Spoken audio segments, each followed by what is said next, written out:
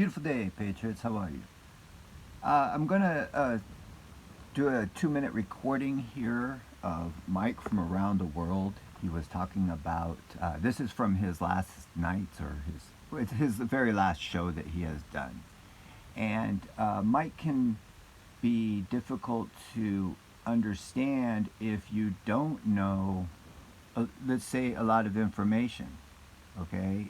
And he talks, a lot of people will say, in a riddle or they don't get it, and in a way that I understand and it makes sense. It's because a lot of times the things he talks about might be the first time people have heard it before, or he beats around the bush and doesn't give you enough information to satisfy your palate, so you have to go out and do your own research, maybe even. So, about 20 minutes or so into the show of the last nights, we're gonna listen to 2 minutes of it, and I'll talk about it and explain the things that he's talking about. So it's not that he's talking in code, but if you know what he's talking about, then it all makes sense. Now, of course, this is coming out of context of the conversation. I'm just cutting in, and we're going to cut right out and just talk about that segment.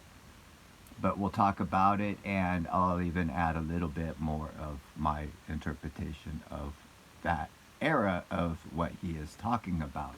So here we go. Let's listen to this for a minute. Sorry about the quality of recordings. We'll do our best that we can.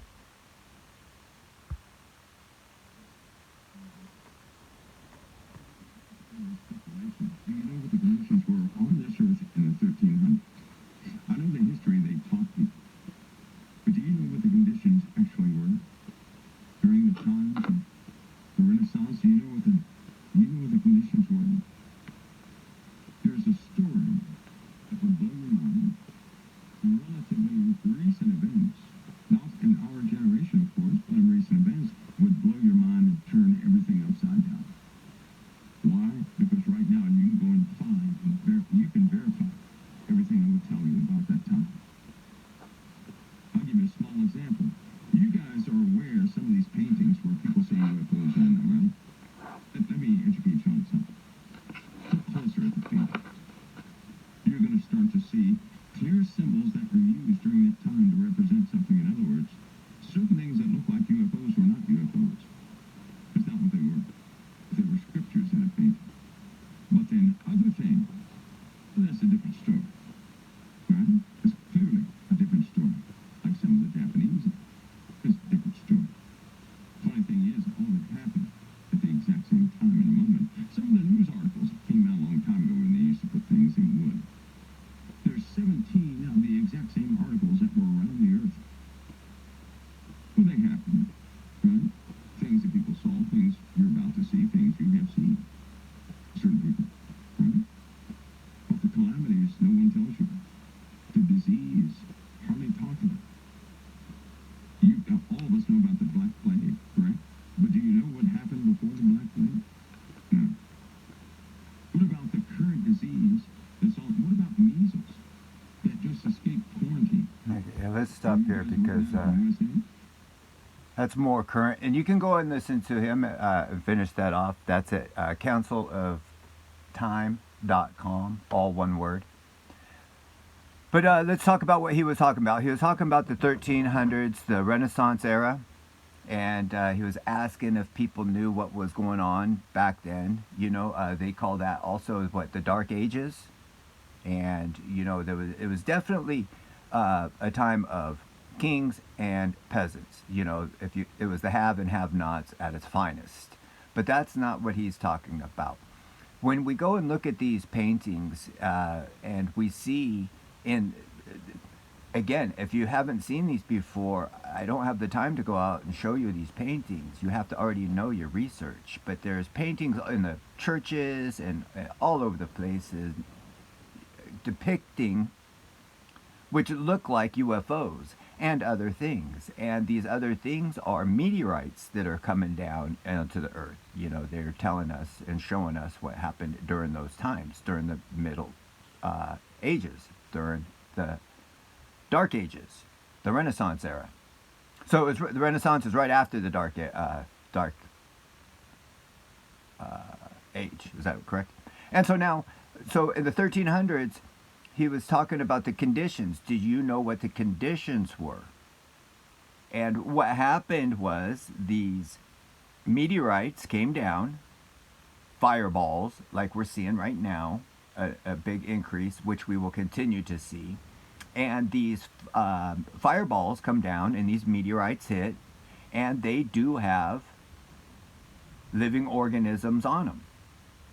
And these organisms are and can be diseaseable, plagueable, and cause calamity in ways that people wouldn't really comprehend if you weren't educated in this way.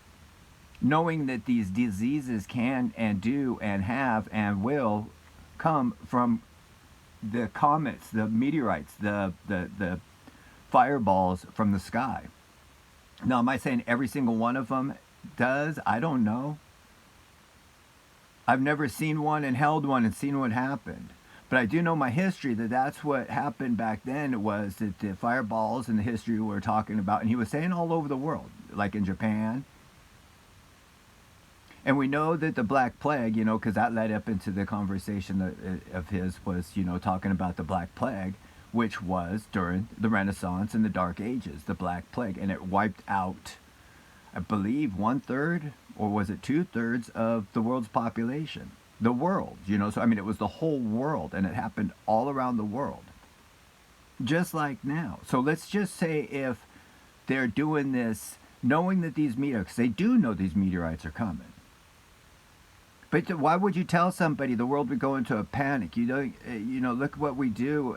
We steal and take everything at will. The second we think there's no justification, and then if you tell the people the world's going to end, you think they're going to be nice to each other?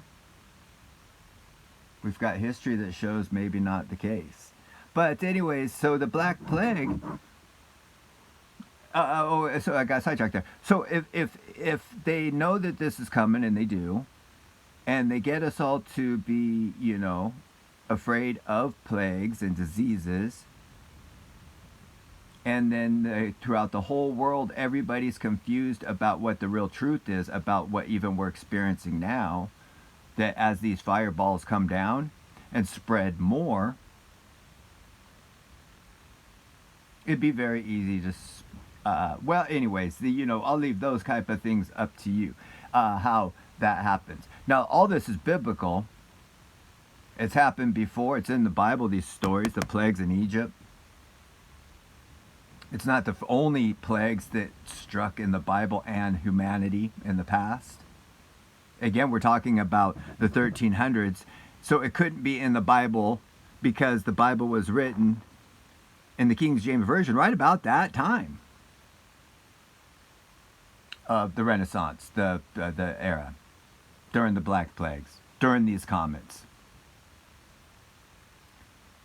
Global warming, you know, is a way to hide again, you know, what's happening of the Earth heating up. It's not us man doing it. We know through history that just one good super volcano will put the whole world into a deep, deep sleep, winter slumber sleep. So how do you prevent something like that? You can't. You know your history. And speaking of volcanoes, just today, one of the most, well, one that's been talked about for a long time has gone off. And it is started off a little slow this morning and is, well, in the past few hours hasn't had any sign of it looking like it wants to slow down. We'll have to wait and see what happens. But that's a little bit about what Mike was talking about in the last show. The other part of how they would, if you go and look at the paintings, what he's talking about. So let me see if I can get this up here. If you look at the paintings, like let's say if it says 982. I'm just picking a number. Don't go looking anywhere. 982. Okay, and it's all written in one form. You'll see that sometimes, not sometimes, a lot of times, they'll make it like 1982. But you'll see that the one doesn't match the same calligraphy or the way it's written in the painting.